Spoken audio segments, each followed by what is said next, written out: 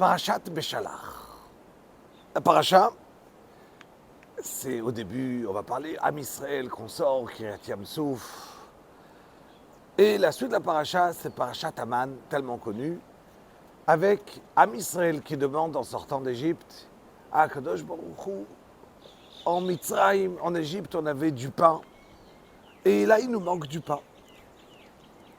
Kadosh Baruch Hu va dire à Moshe Rabbeinu, dis-leur que voilà, ils vont recevoir quelque chose, ça va être la manne, tous les jours. Et chaque jour, ils vont prendre une mesure qui s'appelle un Homer.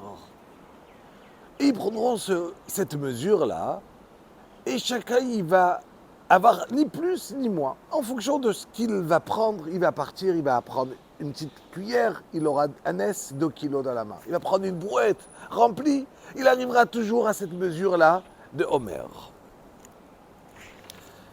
Et voilà que Am Israël sort le matin, ils voient la manne, ils se disent à chacun, mais c'est quoi ça? Et donc il l'a appelé la manne, et personne n'a effectivement gardé pour le lendemain, à part 2 personnes, Datan va Aviram. Voilà que la Torah, il me dit que Moshe Rabbeinu, il voit que Datan va Aviram ont gardé le Homer pour le lendemain. Qu'est-ce qui va se passer? Il y a eu tout de suite un S. Et il y a eu des tolaïm, toutes sortes de petites bestioles qui sont arrivées, on va appeler comme des vers de terre. Et après, ça a pourri. Donc déjà, il y a un S. D'habitude, ça pourrit, après, il y a des vers de terre. Là, d'abord, il y a eu des tolaïm. Après, ça a pourri.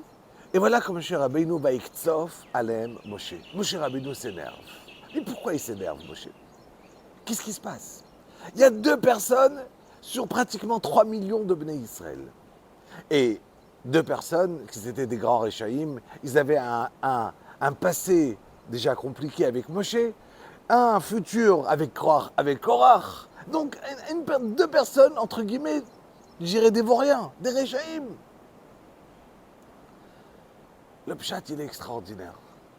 Moshe Rabbeinu, quand il a dit au Klal Israël de ne pas garder la manne pour le lendemain, tout le monde a cru. Ils n'avaient pas besoin de savoir est-ce que ça va pourrir ou ça ne va pas pourrir. Et voilà qu'il y a eu 2 personnes qui ont laissé, et ça a pourri. À partir de là, le Klal Israël, il n'est plus ma'amine en se disant juste je vais le faire parce que Hacham m'a demandé. Mais non, sinon ça va pourrir. Ça veut dire qu'il y a aussi une raison à le faire. C'est qu'on va voir que ça va pourrir. C'est la raison qui s'est énervé, Moshe. Il s'est énervé contre Datan et Aviram. À cause de vous, vous avez enlevé ce Nisayon, cette épreuve-là, au Klal Israël, puisqu'on sait que ça pourrit pour le lendemain. Voilà la suite. On arrive vers Erev Shabbat. Moshe Rabbeinu, il leur dit, aujourd'hui, vous allez prendre le double, et demain, il ne faut pas sortir. Tov. Évidemment, tout le monde écoute. Et qui n'écoute pas, Datan et Aviram.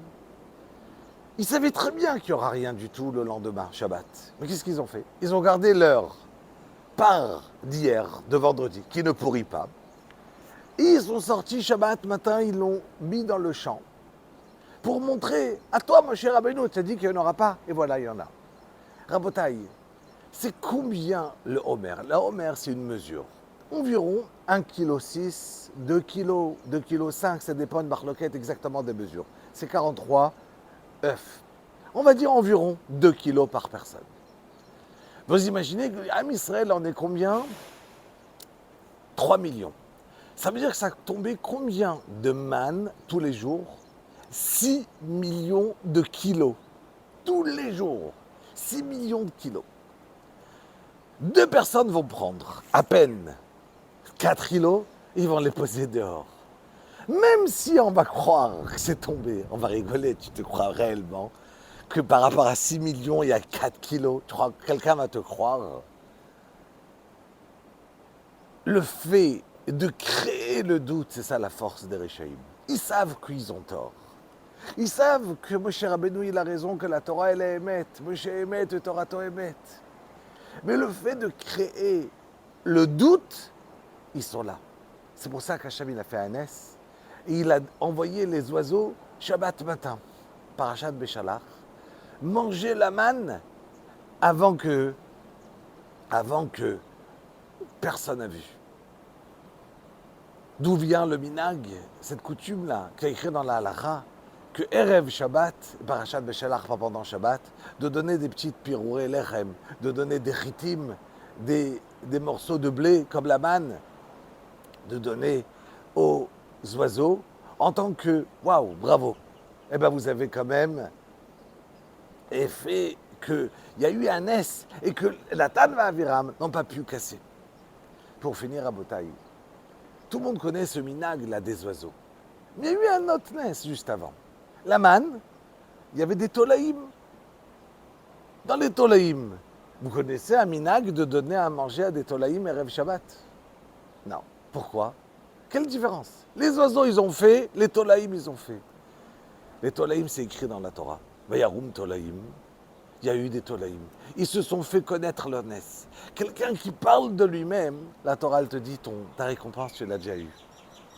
Les oiseaux, personne ne l'a su. Ah, personne ne le sait. Tiens, tu vas recevoir un sachar. Là, c'est déjà, on te donne. Extraordinaire. Là, exactement la même chose avec les tzfardéim, les grenouilles. On sait que pendant la deuxième plaie, quand les tzfardéim sont rentrés de partout, même dans les fours, ils étaient d'accord de se brûler. Qu'est-ce qu'ils ont reçu comme sachar? Rien. Ils sont retenus peut-être juste dans la rivière pour continuer à dire quoi d'autre? Rien d'autre. Mais il y a eu quelqu'un d'autre qui a eu un S, qui a fait quelque chose. Il a eu une récompense extraordinaire. C'est qui? C'est les chiens.